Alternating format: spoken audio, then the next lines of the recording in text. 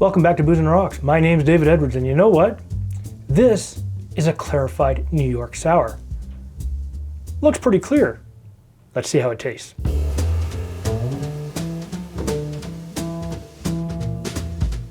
It's great to have everyone back here today. We are making a sour. Not just any sour, a New York sour. This is going to be fun, and we're going to clarify it. But will the wine clarify as well? Let's find out. Now, the first things we will need for this cocktail is bourbon, simple syrup, lemon, a little bit of Merlot wine, and of course, Canadian cow juice. And when I mean that, I mean milk. All right, so the first thing you'll grab is your measuring cup because, well, it's a measuring cup and we need it. Grab your fancy bourbon of choice. In this case, I'm using my Maker's Mark 46. It's a 47% ABV, and I really like it. Now, I am going to double the size of the recipe. I will put a single serving down below, and you can adjust accordingly to the size that you want. So normally you'd use 2 ounces or 60 mils. In this case, I'm going to do 4 ounces or 120 mils. Next, we're going to use a little bit of simple syrup. Now, this is a basic 1-to-1 simple syrup, 1 part water, 1 part sugar. Because I'm doubling the recipe, instead of 1 ounce, we will use 2 ounces, which works out to 60 milliliters.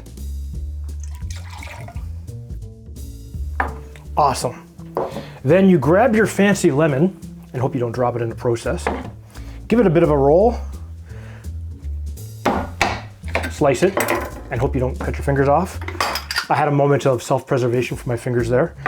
And we'll just, well, that was close, squeeze it in.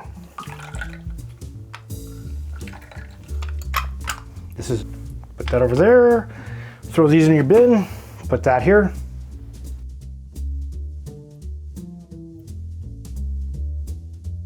Looking pretty good so far. And you know what? I've done this backwards, but that's okay. So we're gonna grab this. And we're gonna transfer this into here. You know why? Because David wasn't thinking straight. That's okay.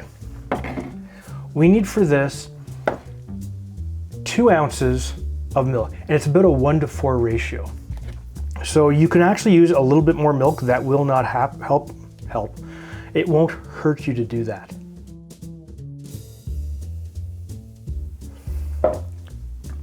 And you want to take your alcohol and your citrus, and you want to pour it in here very slowly. What this will do, this will gradually change the pH value, and it will begin to separate the milk into the curds. It is not exactly a pretty looking process, but trust me, you do need this. Okay, put that in there. Take your spoon, just give it a little bit of a stir to combine. I am struggling today, which is unusual for me. Actually, that's not true. I struggle every day. Little known fact about David, I have a hard time walking and chewing bubble gum at the same time. And I just said bubble gun, not gum. So, anyways, so we're gonna put this off to the side and we're going to let this sit for a moment. Grab another glass, pretty fancy, right? Grab your body. You got it. Grab your bottle of Merlot. However, I'm using Wayne Gretzky's 99 Merlot. And you know what? Number 99 was awesome while he was on Team Edmonton, of course. You know, and he won multiple Stanley Cups. So that's the reason I went for it. No other reason whatsoever. It was about $15. And it's even got his, you know, scanned in signature right there. We're gonna use 3 ounces of this only because I wanna make sure I have enough to make 2 cocktails afterwards.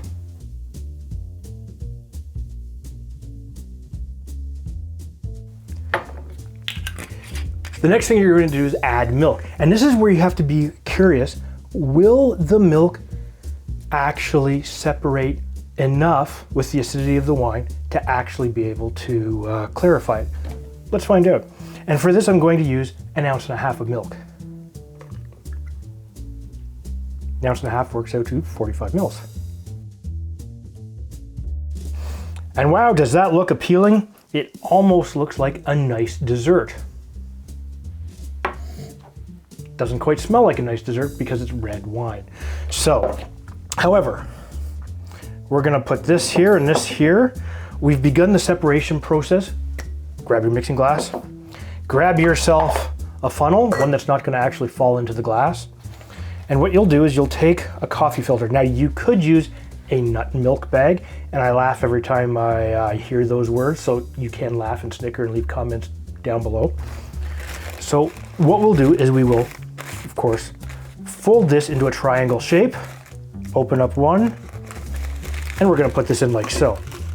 However, I'm going to add a second one, and this will allow me to filter a little bit better.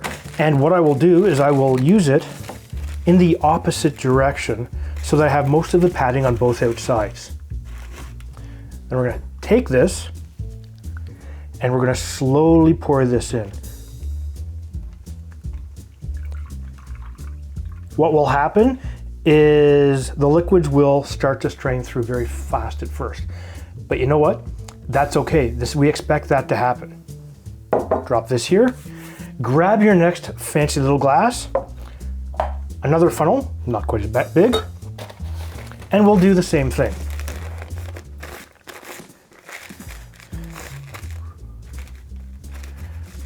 While I was folding paper and practicing origami, I said place PSA here. However, I got nothing. You want to also grab your fancy red wine and milk mixture that looks quite nasty actually. And you want to slowly pour this in here as well. And see if your fancy red sludge does anything special. You know what? That will just fit all of it. Awesome. So look at this. They're starting to drip. You're already starting to see a difference. What you want to do is you want to wait for the drops to slow down a little bit. You want to wait for the drops to slow down a little bit. They will actually take a moment to do that. Then what you'll do is you'll just lift this up, very gently pour the rest in, and put this back like so. And the reason you're doing this is the first initial bits that will be cloudy, because the milk curds, which are what actually will strain your tannins and pigments first, haven't had a chance to settle in place yet. Move this over here. And now we're gonna have to wait.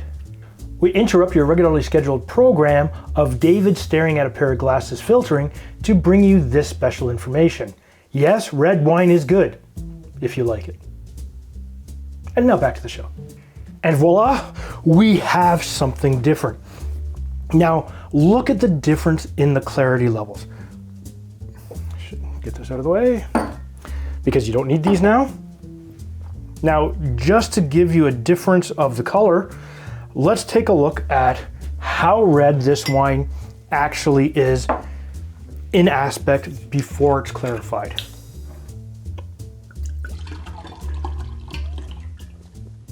So it's actually done something really nice. It looks like a nice light punch of some type. You know what? Let me check to actually see if this wine's any good first. Well, it's red wine, of course, so. Not bad. Tastes like red wine. It's a little tart on the tongue, of course, as per normal for red wine and me. So, it's about the only thing, good thing, number 99 done since he left hockey, that and his cream whiskey. I haven't tried his regular whiskey, so we'll see the next time eventually. So let's create the cocktail. You don't need this because you don't care about that. Let's grab a glass.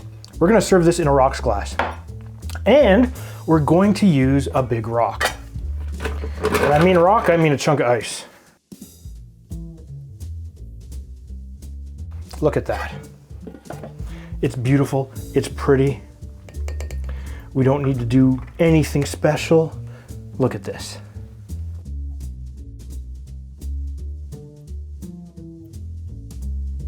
Look at that. Looks gorgeous, doesn't it? But we're not done, because we've got our snap of red wine here. Now, you should normally have about a half an ounce to an ounce. So what I'm going to do is gently pour this over the ice cube to give us a layer of differentiation. And hopefully this works.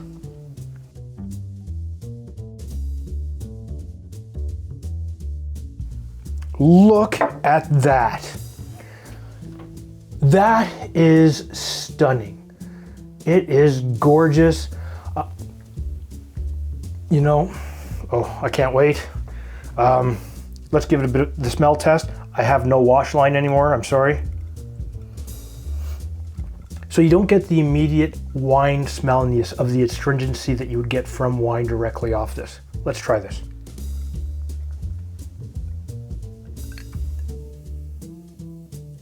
Oh, that is good. That is so good. A little different without the egg that I like, I'm used to. But wow, that is really good. It is very light. You have just a hint of the wine on the top. You get the bourbon just comes through just nice. They marry nicely together. It is so well balanced.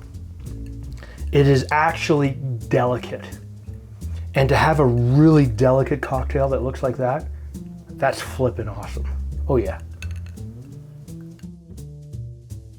And you know what? One of the good things is if you large batch this, it'll last forever in your fridge. You know what? Have it when you have some friends come over. Oh, that's good. Anyways, what I'm going to do is I'm going to put the method of how to make this and the ingredients down in the description down below. Now, if this is your first time to my channel, please hit the subscribe button and make sure you hit that bell notification. That way, every time we put up a new video, you will be notified. And if you're interested in supporting the channel, please check us out at patreon.com/booze on the rocks, because every little bit helps. And we'll see you next time.